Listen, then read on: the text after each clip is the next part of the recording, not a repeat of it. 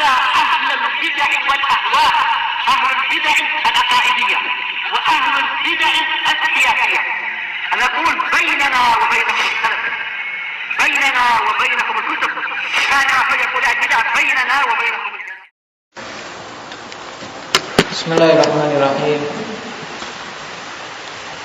الحمد لله رب العالمين، والصلاة والسلام على رسوله الأمين وعلى آله وأصحابه ومن تبعهم بإحسان إلى يوم الدين. أما بعد، ikhwani fillah, a'azzani Allah wa iyyakum. Pertemuan kemarin kita telah membahas tentang siapa saja yang masuk dalam khitab yang berupa al-amr maupun an-nahi, yaitu siapa? Abdul Rahman.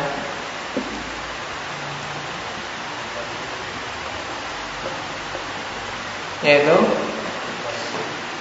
al-baligh, al-aqil.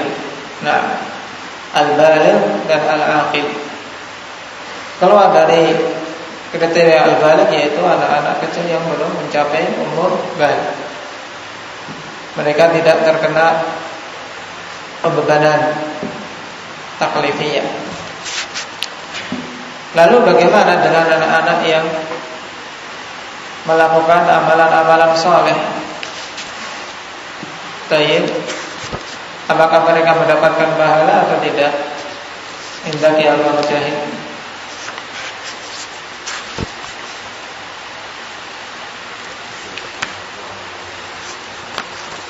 Nah, mendapatkan pahala bagi orang-orang yang mengajarinya dan memerintahkannya. Nah, demikian pula untuk anak itu sendiri, ikhwani fillah, untuk perkara-perkara yang wajib, baik itu haji, baik itu sholat, apabila anak-anak kecil melakukannya, sebagaimana dikatakan oleh al-alamah Ibnu Utsaimin rahimahullah, yujar 'alaiha, mendapatkan pahala, tapi apa? Ajrun nafilah faqat, hanya mendapatkan pahala ya nafilah, tidak sampai kemudian menggugurkan yang wajib. Sehingga anak kecil yang belum balik, kalau haji, hajinya sah, yang mendapatkan pahala, tapi pahala haji nafilah, tayyib, tidak menggugurkan kewajiban, tayyib, karena dia belum mencapai syarat sahnya ya haji yang bisa menggugurkan kewajiban, sehingga tetap dituntut nanti ketika telah balik dia dituntut untuk melakukan haji.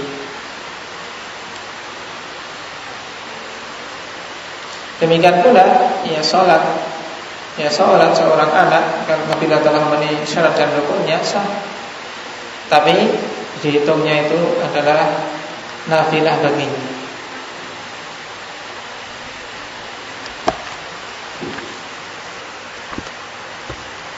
Kemudian keluar dari kriteria al-aqil siapa? Arif. Yang keluar dari batasan orang-orang berakal berarti orang gila, majnun. Nah, orang gila. Kalau seorang mengatakan berarti orang gila yang merusak harta orang lain, ini ya tidak bisa dituntut apa-apa. Bagaimana jawabannya, Pak Subhanahu?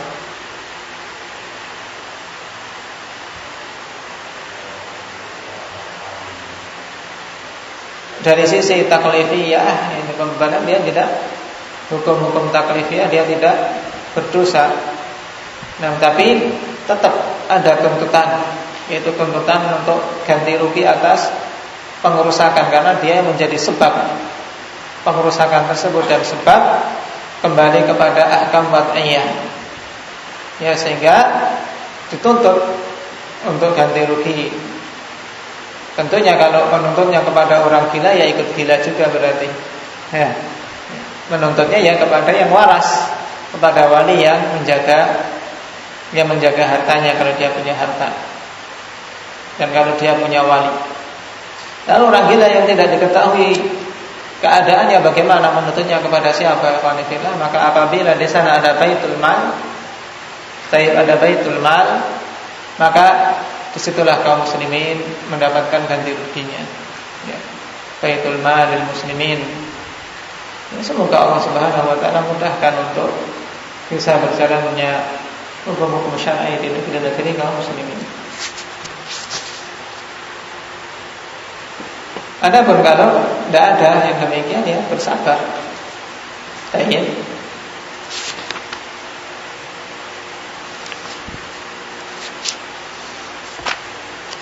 Kita masuk pada pembahasan berikutnya. Qala rahimahullahu ta'ala,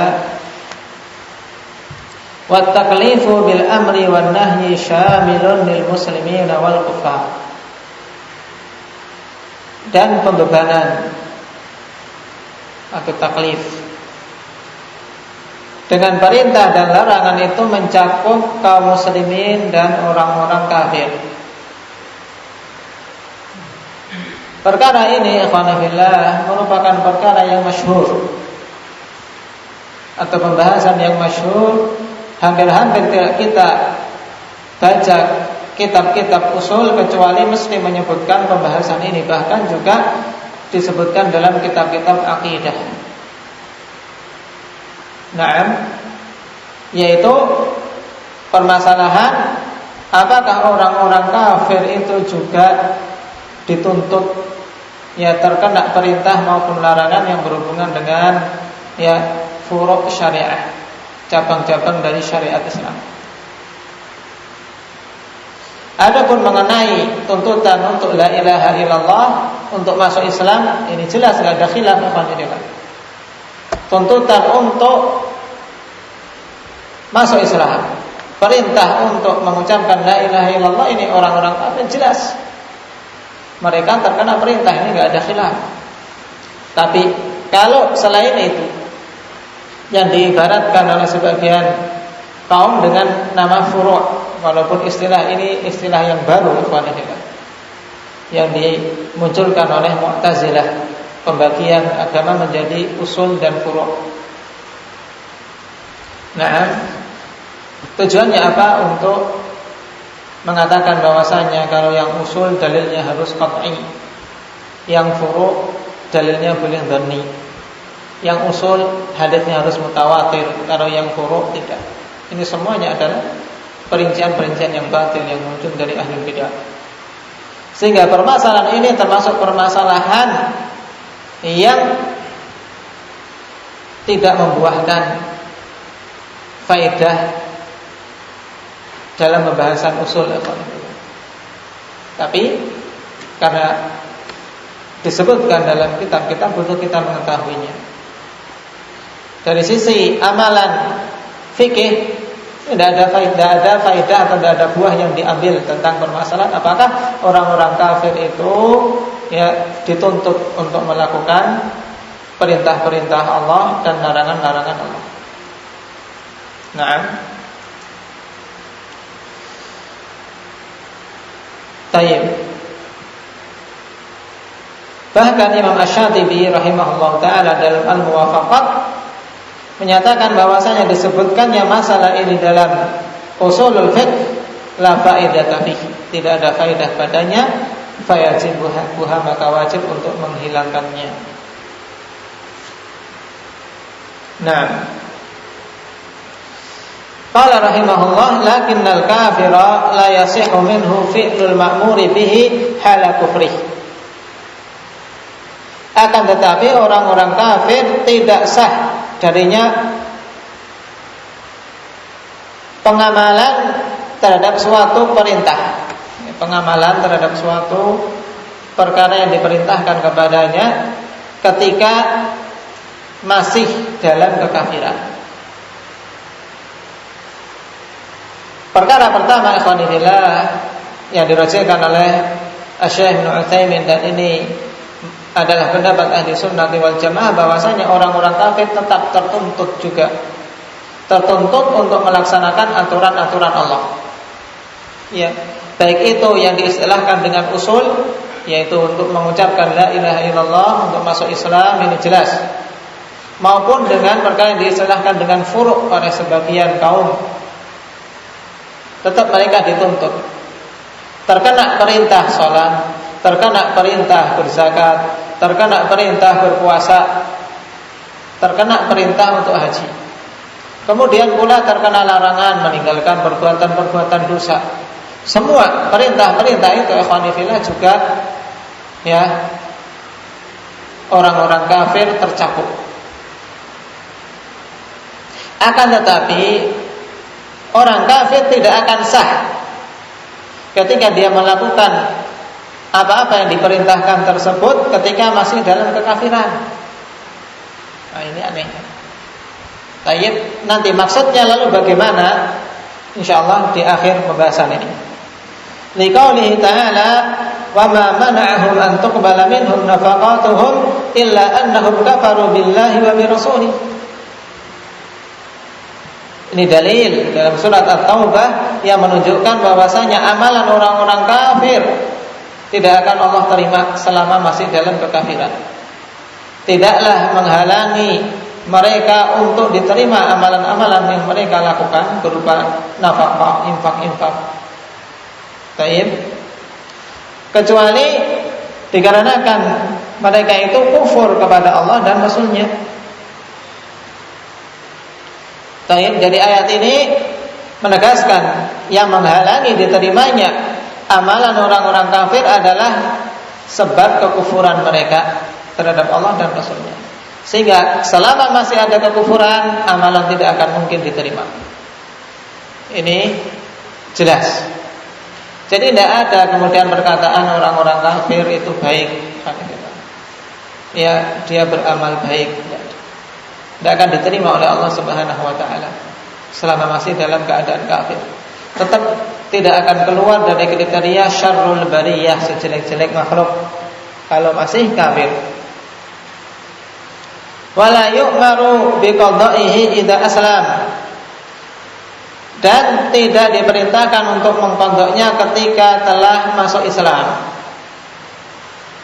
Liqaulihi ta'ala, berdasarkan firman Allah Subhanahu wa ta'ala, qul lil ladzina kafaru iyantahu yughfar lahum ma qad salaf. Katakanlah kepada orang-orang kafir, iyantahu, apabila mereka itu berhenti dari kekufuran, yughfar lahum ma qad salaf, maka akan diampuni bagi mereka apa-apa yang telah lewat dari perbuatan-perbuatan dosa.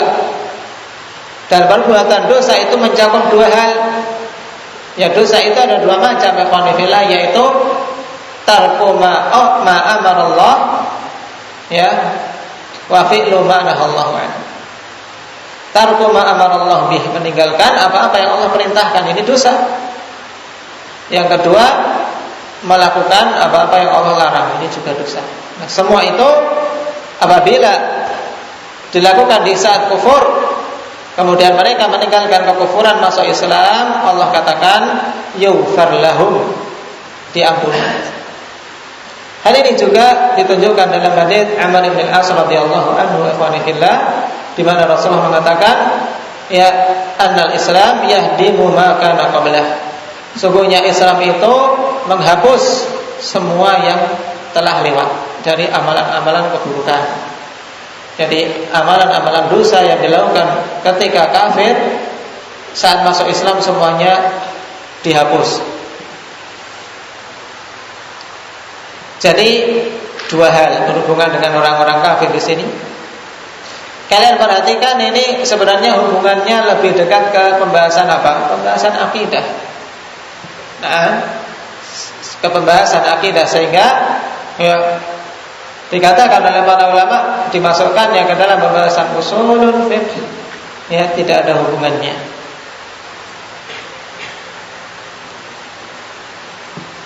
Wa qawluhu li Amr bin Al-As, tayyib. Wa qawlihi atau kepada li qawlihi.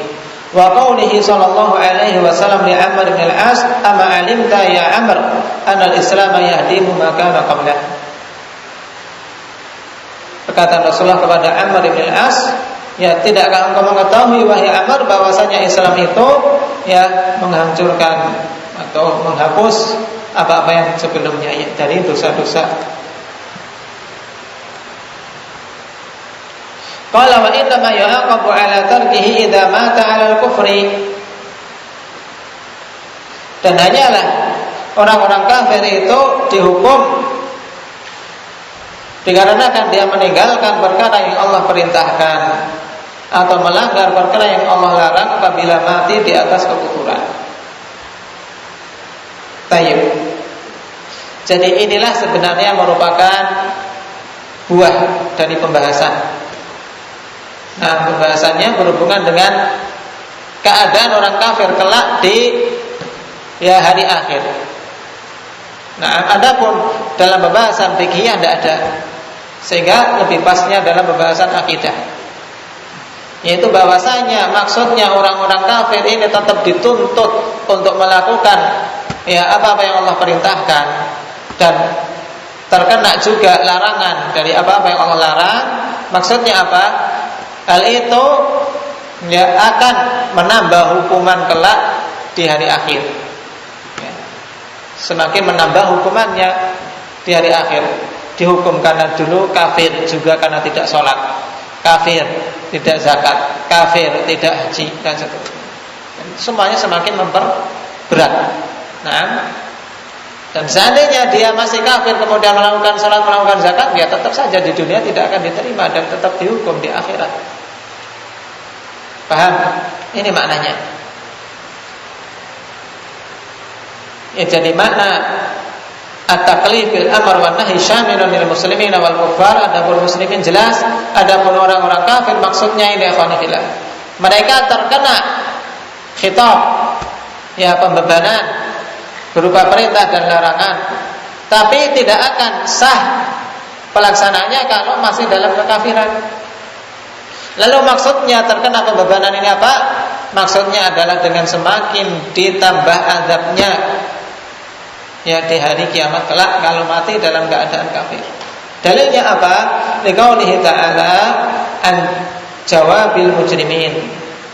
Idza su'ilu ma salakakum fi saqar qalu lam nakum minal musallin wa lam nakun nut'imul miskin wa kunna nakhudhu ma'al kha'idin wa kunna nukadzibu biyaumiddin hatta atana al-yaqin.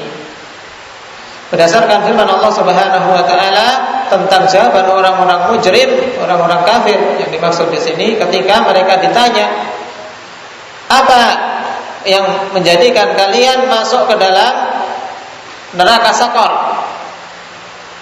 Mereka mengatakan, lam nakum minal musallin, sebabnya karena kami dulu bukan termasuk orang-orang yang sholat. Ini jawabannya.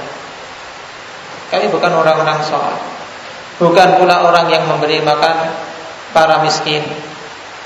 Dan dulu kami ya juga berbincang-bincang dengan mereka-mereka yang berbincang-bincang dengan batil. Nakhudhu ma'al kha'idin. Baik.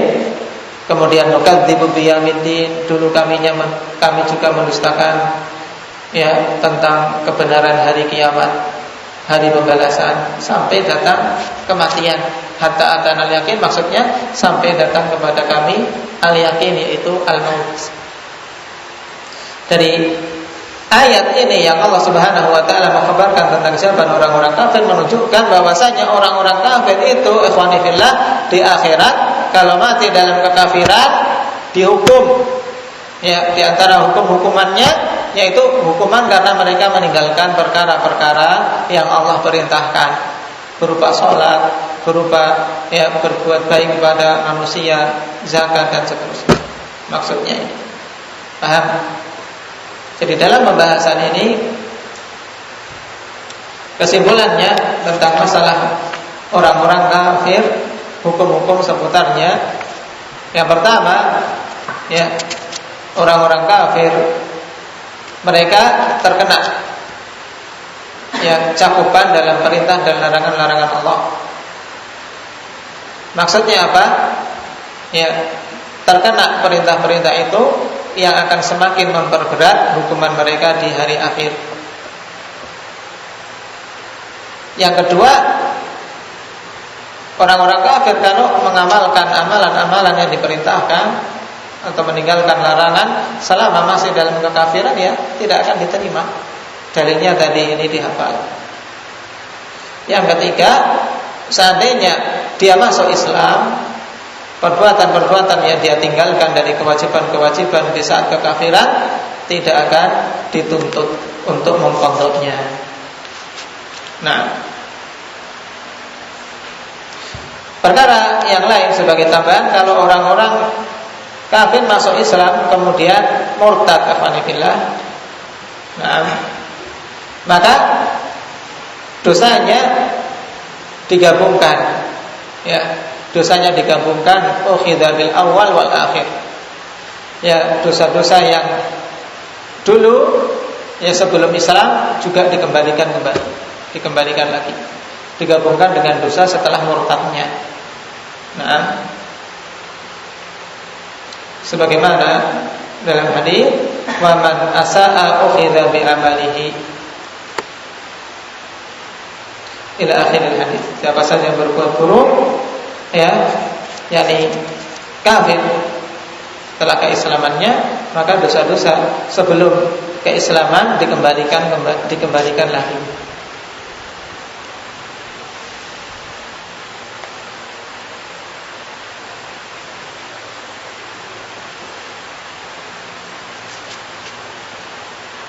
Nah, ini pembahasan kita. Baik. Adapun tentang perkara berikutnya, hal-hal yang menghalangi taklif, ya. Dan ini pembahasan yang penting, berbeda dengan pembahasan yang kita ambil malam ini, yang hubungannya dengan akidah. Adapun pembahasan berikutnya ini sangat penting dalam usulul fiqh, yaitu mawani at-taklif, hal-hal yang menghalangi at-taklif. Nah, adapun pembahasan yang kita ambil malam ini hubungannya dengan akidah. Sedangkan dalam masalah usulul fiqh tidak dibangun di atasnya ahkam. Barakallahu fiikum, naktafi bihadza.